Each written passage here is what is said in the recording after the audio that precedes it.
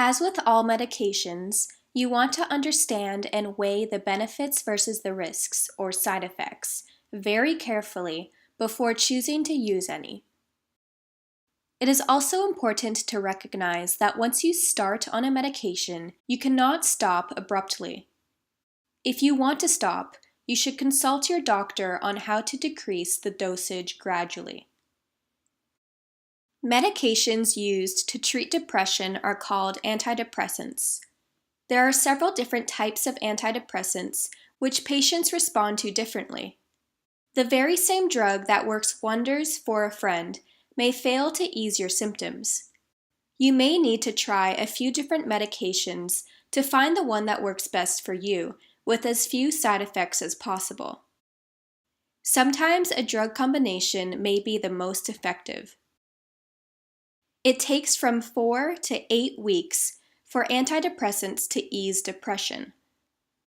Once you start to feel better, it is important to take the medication for as long as it is prescribed in order to get a full response and avoid a relapse. Make sure to keep a good record of how you feel while on the medications so that the doctor can evaluate if and how the drug is working, so that he or she can adjust the drugs or dosages appropriately.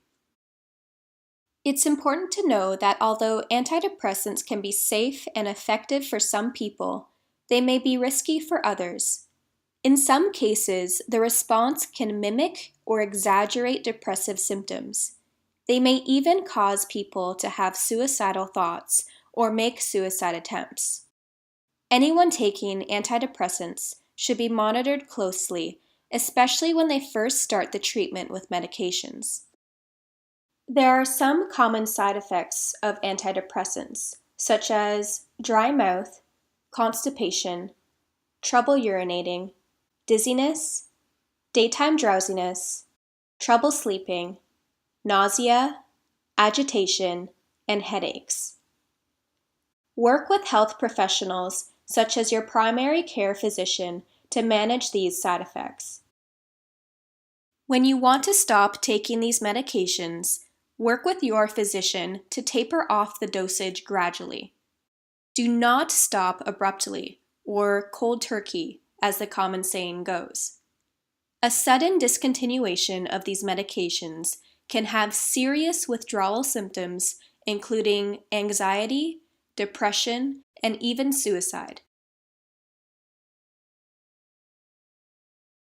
The most common type of antidepressants are selective serotonin reuptake inhibitors, or SSRIs.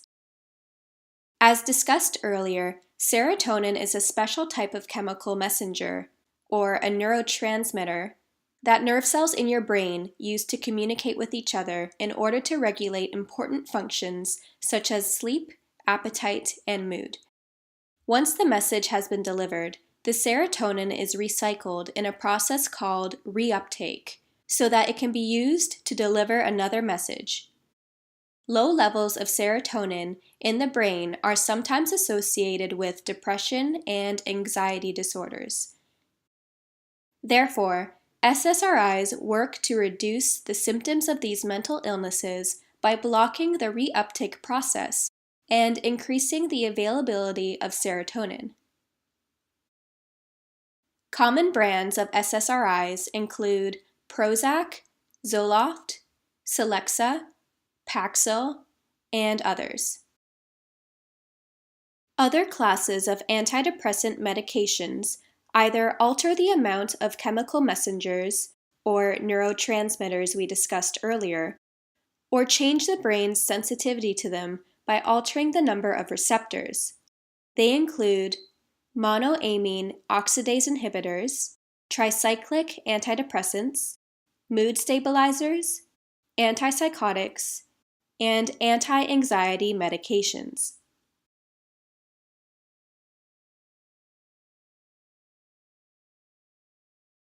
About 30% of patients do not respond to existing depression medications. The newest class of medications being developed is of the ketamine family. Ketamine is a fast-acting anesthetic and painkiller, often used in veterinary surgery, and is also an illicit psychedelic club drug that makes people hallucinate. Different drug companies are developing ketamine analogs with the aim to increase the beneficial effects to ease depression and to reduce undesirable side effects.